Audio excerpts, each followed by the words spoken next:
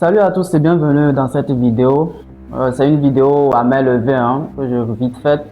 Donc où je vais soulever une problématique de barrières et de contraintes auxquelles nous les jeunes africains nous sommes confrontés face à cette question de l'évolution que nous tous nous connaissons, l'intelligence artificielle. Alors je suis intrigué par le narratif de certains de nos grands frères qui sont dans la diaspora, qui nous prenons comme pour modèle, qui ont une success story un peu brillante, ou qui nous, ces derniers temps, où j'ai vu des vidéos sur YouTube et partout, ils nous incitent, nous les jeunes africains, à aller vers l'intelligence artificielle. C'est vrai, l'intelligence artificielle va supprimer beaucoup de métiers, et ceux qui vont se mettre à jour, que ce soit les secrétaires de direction, les ressources humaines et autres, qui vont se mettre à jour à travers l'intelligence artificielle, vont pouvoir prendre la place et seront ceux qui auront la place sur le marché de l'emploi. Mais ces grands-pères, lorsqu'ils font ces vidéos, ils nous incitent à aller vers l'apprentissage de l'intelligence artificielle. Ils ne vont pas en profondeur où ils soulèvent les barrières pour l'Afrique.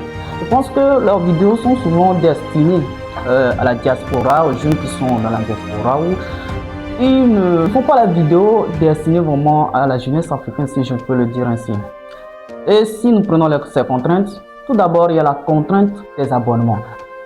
Quand ils font ces vidéos, ils ne disent pas clairement, ils ne vont pas au fond de leur réflexion pour nous dire que mais, il faut vraiment un investissement de départ pour pouvoir faire réussir un business grâce à l'IA en 2026 en Afrique.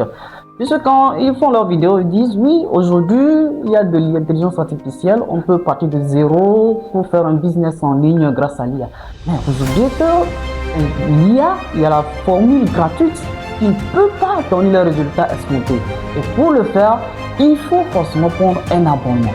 Un abonnement, vous savez combien un jeune africain aujourd'hui arrive à dépenser par jour, et s'il peut mettre de côté un peu de sous pour pouvoir prendre un abonnement chez peut-être Grok, ChatGPT, Claude, puisque quand je vous prends par exemple Claude, Sonnet 5 que vous utilisez, alors que Claude vient de sortir la meilleure version qui est Opus 4. Vous voyez que moi qui est sur Sonnet 5, je ne peux pas avoir les mêmes résultats que quelqu'un qui est sur Opus. Même Sonnet 5, vous êtes limité à peut-être 3 à 4 réflexions sur peut-être 3 heures à 4 voire 5 heures. Donc ça c'est la première barrière aux contraintes auxquelles l'Afrique, la jeunesse africaine peut être confrontée. Et que nos success stories, nos grands frères de la diaspora qui ont réussi, ne nous disent pas dans cette vidéo lorsqu'ils nous incitent et ils nous disent que bon, ils pensent que nous sommes paresseux, qu'aujourd'hui grâce à l'IA on peut faire de l'argent sans vraiment un investissement de départ. La deuxième contrainte, elle est, je pense, technologique. Technologique ou technique, en quelque sorte. Par exemple, lorsque vous voulez vraiment lancer un business grâce à l'IA, mais vous avez des problèmes de paiement, de moyens de paiement en Afrique, qui sont très compliqués. Toutes ces intelligences artificielles utilisent des moyens de paiement qui se retrouvent uniquement en Europe, en Occident. Par exemple, en Afrique de l'Ouest, c'est compliqué d'avoir, par exemple, les moyens de paiement qui marchent comme PayPal, des moyens de communication qui marchent comme Mastercard, Visa et autres. Ça, la deuxième contrainte auquel les jeunes africains qui veulent vraiment se lancer dans l'intelligence artificielle seront confrontés, et que ces grands frères qui font les vidéos, les success stories de la diaspora, quand ils font les vidéos, ils ne le disent pas. Et moi, ça me gêne parce que, en fait, vos réflexions, il faut aller en profondeur et jusqu'à la fin de vos réflexions pour leur dire que réellement, sincèrement, voilà les contraintes. Mais ils s'arrêtent. Par exemple, moi, mon exemple, j'ai voulu lancer un SAS tout récemment, mais je me suis confronté à la problématique quand j'ai voulu créer un compte FEDAP, à la problématique des moyens de paiement par PayPal ou Mastercard Visa. Vous voyez que c'est une information que je n'avais pas. La troisième contrainte, c'est la contrainte de la formation. Aujourd'hui, sur YouTube, tout le monde se lève. Oui, bon, comment faire de l'argent ou des business avec de l'intelligence artificielle en 2026? Quelle formation choisir? Par exemple, lorsque vous prenez l'automatisation qui peut remplacer valablement un être humain dans les tâches quotidiennes d'une entreprise, il faut vraiment une bonne formation. Et pour trouver cette formation, il faut la payer. Parce que nos grands frères même, déjà, ils ne vendent pas cette formation, mais ils ne le disent pas aussi que ces compétences se chiffrent à des coûts de centaines d'euros, peut-être, voire à des centaines de milliers de francs CFA.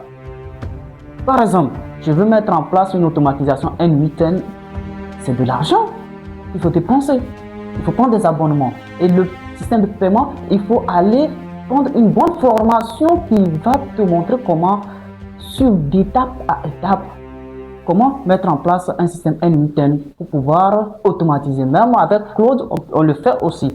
Mais comment connecter tes comptes pour pouvoir automatiser des tâches grâce à Claude? Il faut avoir une bonne compétence. Il y a beaucoup de vidéos aujourd'hui sur YouTube, mais qui ne donnent pas vraiment les compétences nécessaires, les prérequis pour pouvoir faire ce genre de choses. Et vraiment, j'ai voulu attirer l'attention des jeunes Africains qui aujourd'hui veulent se lancer dans le business grâce à l'intelligence artificielle. Des paramètres qu'ils vont devoir prendre en compte et ne pas rester sur ce narratif où oui, aujourd'hui en 2026, grâce à l'intelligence artificielle, on peut faire de l'argent sans un investissement de départ. Donc ce sont des paramètres qu'il faut prendre et qu'il faut revenir sur ces paramètres, surtout pour le continent africain. Certaines zones nécessairement qui ont des barrières en termes de technologie, un retard considérable en matière de technologie et autres. Donc, par exemple, c'est NSAS aussi, tout récemment, après avoir suivi une vidéo d'une entrepreneur de la diaspora, que je vais taire le nom ici, où elle a dit que c'était possible de lancer une application MVP sans réellement de sous grâce à l'intelligence artificielle et autres. Et je me suis calé sur Netflix en voulant lancer réellement l'application où on me demande un abonnement et autres. Donc, ce que je voulais dire, ça me tenait à cœur et je pense que vous prendrez plus, en compte ces paramètres lorsque vous voulez peut-être vous lancer dans un business grâce à l'intelligence artificielle. Même le e-commerce, tout, il faut un fonds de base et vraiment ce fonds de base, ce paiement, ces abonnements se font grâce à des mécanismes qui posent problème aujourd'hui en Afrique, notamment eBay, Amazon Pay, PayPal, Mastercard, Visa. Combien de jeunes aujourd'hui ont un compte en banque en Afrique? Combien de jeunes qui veulent vraiment se lancer avec l'intelligence artificielle ont un compte en banque et de surcroît même une carte Mastercard ou Visa? C'est ça la question. Alors, c'est le temps d'une réflexion. Chacun, vous me donnerez vos avis dans les commentaires, ce que vous en pensez de cette vidéo. On se capte dans une autre vidéo prochainement pour une autre réflexion autour des questions de développement de la jeunesse africaine et autres. Merci et on se capte à la prochaine.